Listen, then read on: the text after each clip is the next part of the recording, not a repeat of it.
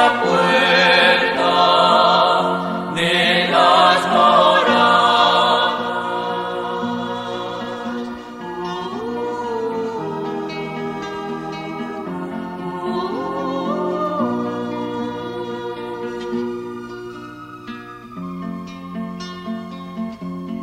Mira que estoy a la puerta llamando. Si alguno me oye y me abre, entraré en su casa y cenaremos juntos. Le comunicaré todos mis secretos. Amén.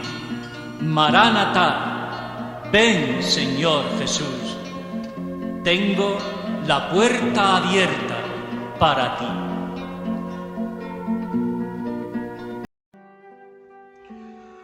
Moradas o castillo interior.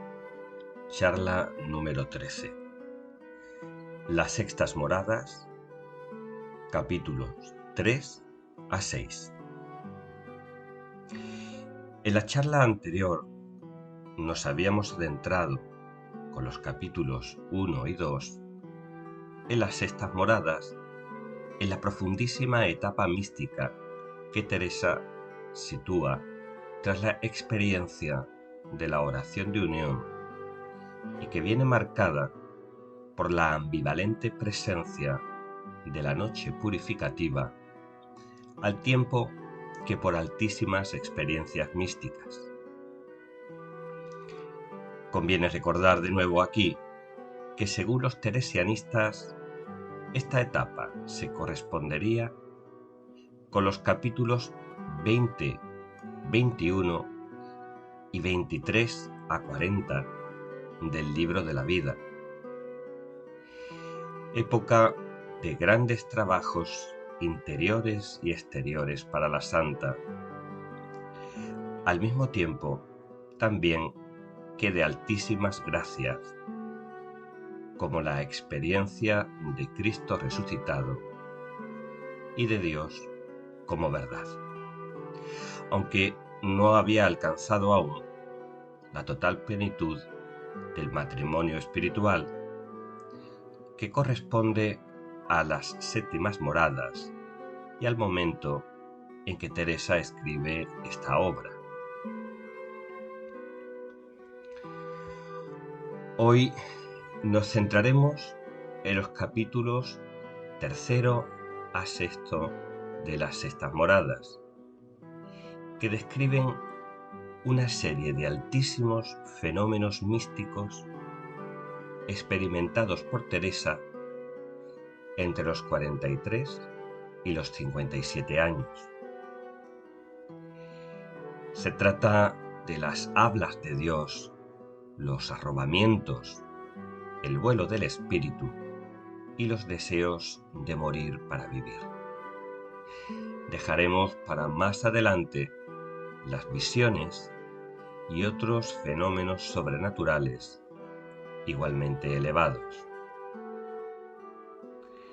Para una correcta comprensión no ya de estas moradas, sino de toda la propuesta espiritual teresiana, es necesario recordar una vez más que Teresa entiende el camino espiritual como una alternancia en paralelo de oscuridades y luminosidades, de una intensidad y con una naturaleza espiritual y un significado y contenidos teológicos crecientes, y que a modo de espiral desembocan en el amanecer, en la luminosidad definitiva del matrimonio espiritual de las séptimas moradas.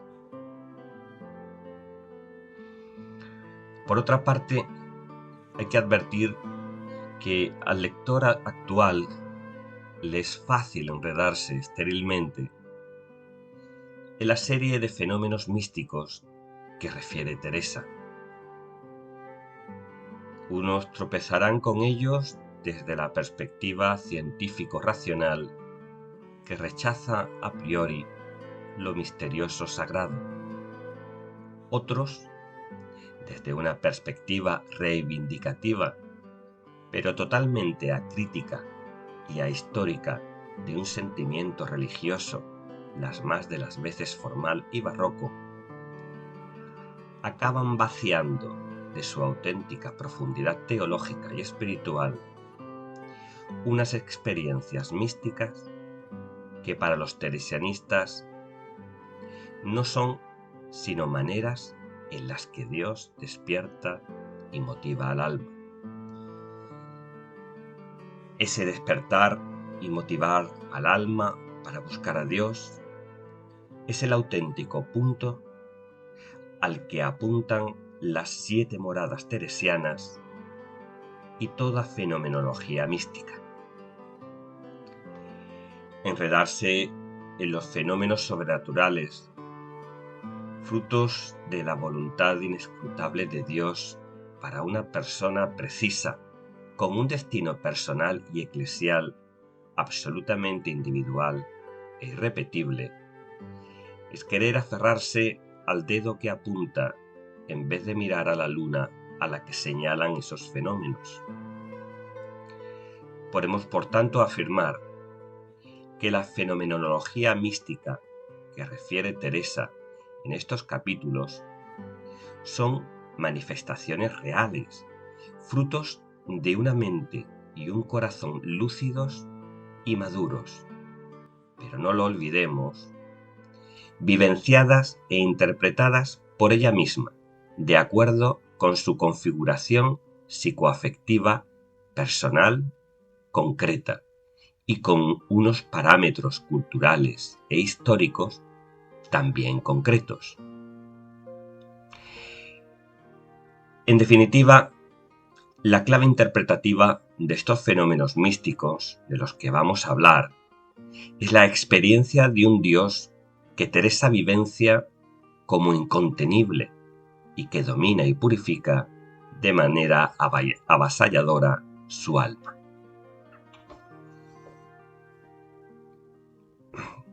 En línea con estas precisiones, el capítulo 3 comienza con el sumario. Dice de la manera que habla Dios al alma cuando es servido y avisa cómo se han de haber en esto y no seguirse por su parecer. Sexta Moradas 3 trata, por lo tanto, de las hablas de Dios. Lejos de todo maravillosismo, este comunicarse de Dios con el hombre conecta con la Escritura. Así dice Hebreos 1, 1-2. En muchas ocasiones y de muchas maneras habló Dios antiguamente a los padres por los profetas. En esta etapa final nos ha hablado por el Hijo. En conexión con la teología y con la antropología bíblicas, podemos afirmar que Dios, cuya naturaleza trinitaria es esencialmente relación y que busca incansablemente la relación con la persona, no solo nos ha hablado a través de su Hijo, sino que sigue comunicando con nosotros hoy a través de distintas mediaciones. Este es el marco adecuado para una correcta interpretación de las hablas de Dios en Teresa de Jesús. Dios se revela en la historia del ser humano y para ello la palabra toma cuerpo.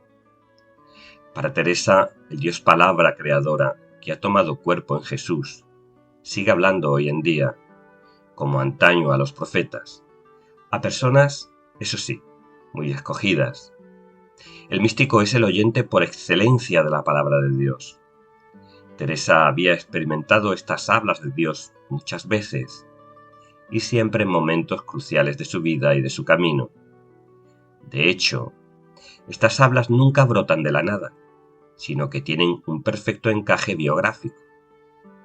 Las hablas de Dios son siempre respuesta a una pregunta previa, a un problema concreto que bulle en la mente y en el corazón de Teresa. Por ejemplo, el sírveme tú a mí y no te metas en eso, de Vida 19.9. El no hayas miedo, que yo soy, de Vida 25.18. El yo te daré el libro vivo, de Vida 26.6. El nadie se aparte para quitarte de mí, de Relaciones 25. O el ¿qué temes? ¿Cuándo te he yo fallado? De Fundaciones 29:6. Las hablas de Dios no son un hecho caprichoso y meramente sobrenatural, sino que tienen un sentido netamente teologal, eclesial y apostólico.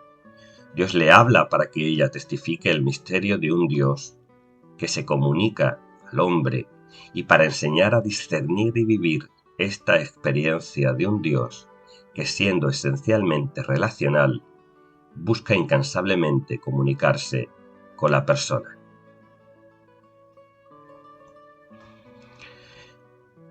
Cuando Teresa describe estas hablas, dice que tienen muy diversas maneras. Unas parece que vienen de fuera, otras de lo muy interior del alma, otras de lo superior de ella, otras tan en lo exterior que se oyen con los oídos porque parece es voz formada. 6 Moradas 3:1.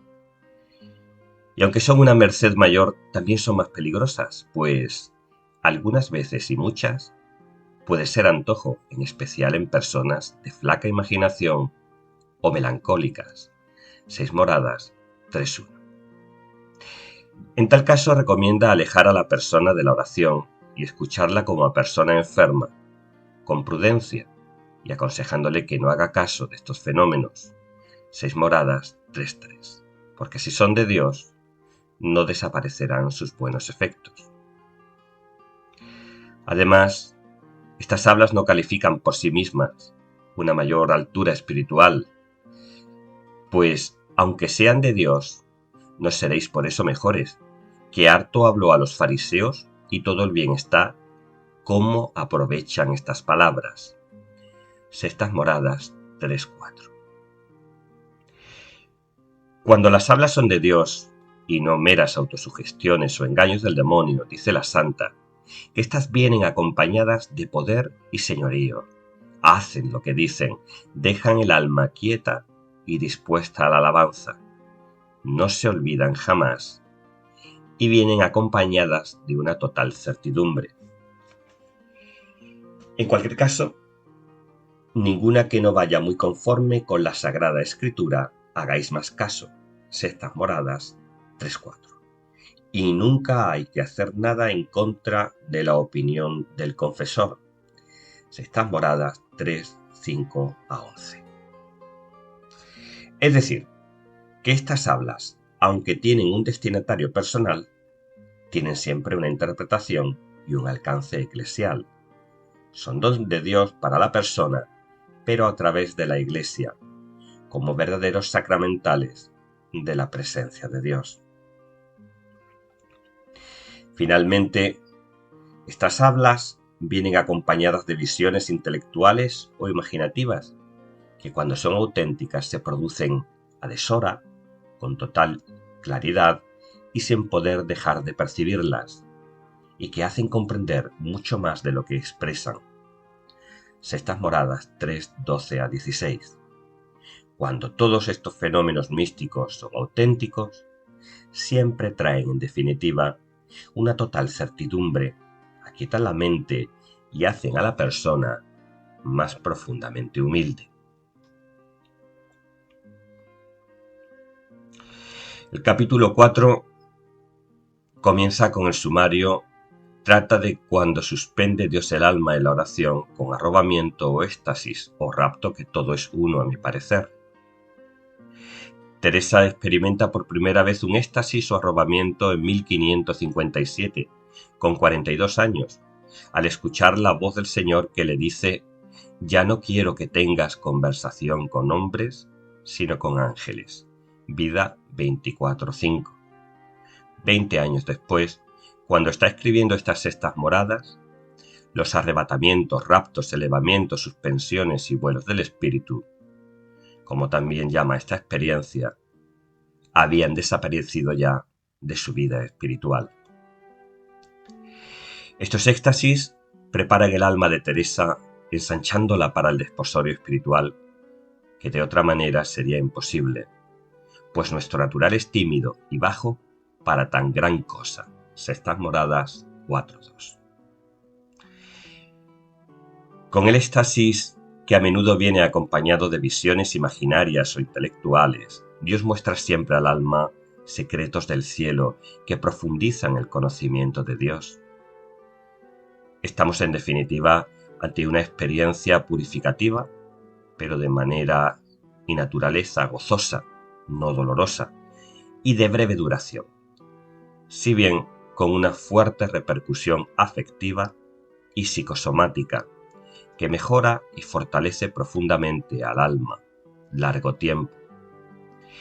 Teresa, echando mano de la escritura, compara estos éxtasis a la escala de Jacob, a la zarza ardiente ante Moisés, a la esposa del cantar buscando al amado, o al ciego curado por Jesús, como también a la ave fénix renacida del fuego, al cierre de las puertas del castillo, e incluso echando mano de sus recuerdos personales a un camarín lleno de tesoros. Posteriormente, el capítulo 5, que comienza con el sumario, prosigue lo mismo y pone una manera de cuando levanta Dios al alma con un vuelo del espíritu, en diferente manera de lo que queda dicho. Habla de este vuelo del espíritu, que viene a ser otra manera de éxtasis, que, aunque todo es uno en sustancia, dice la santa, en el interior se siente muy diferente. Sexta morada 5.1. Si los arrobamientos del capítulo anterior vienen a ser una especie de inmersión en el hondón más profundo del alma, habla de un cierre de las puertas del castillo, arrastrada el alma hacia adentro, por así decir, por el poder de Dios. El vuelo del espíritu se experimenta, por el contrario, como una vertiginosa salida de sí, que por su ímpetu infunde temor, por lo que Teresa lo compara a un gigante que aventara paja, a un barco zarandeado por el mar, a la velocidad de la bala de un arcaduz o a los rayos del sol. Estos éxtasis, como los arrobamientos, aparecen ya reflejadas en Vida 20.2.3 y Cuentas de Conciencia 54 a 11. Merece la pena citar el siguiente texto, por lo que tiene de relación con las 4 aguas o formas de oración. No parece, sino que aquel pilar de agua que dijimos, creo era en la 4ª morada, que no me acuerdo bien, que con tanta suavidad y mansedumbre digo, sin ningún movimiento se henchía, aquí desató este gran Dios. Y más adelante, y con ímpetu grande, se levanta una ola tan poderosa que sube a lo alto esta navecica de nuestra alma. Sextas moradas 5.3. El éxtasis, añade Teresa, viene a menudo acompañado de visiones imaginarias e intelectuales, de las cuales trataremos en charlas posteriores, y que transmiten un enorme conocimiento intuitivo y amoroso de Dios. Este comprender teológico, no intelectual, sino gustoso, experiencial e intuitivo, junto con la paz y el sosiego que deja la experiencia, es uno de los rasgos característicos del vuelo del espíritu y marcan la diferencia respecto de posibles estados histéricos. Los otros criterios de discernimiento serían la humildad, entendida siempre como conocimiento propio, con la que queda el alma, y el desasimiento de todo lo criado. Así pues, ante esta inefable y tremenda experiencia, la respuesta del alma debe ser, pues, de confiada y animosa entrega a un Dios que le da algo de lo que está llamada a gustar.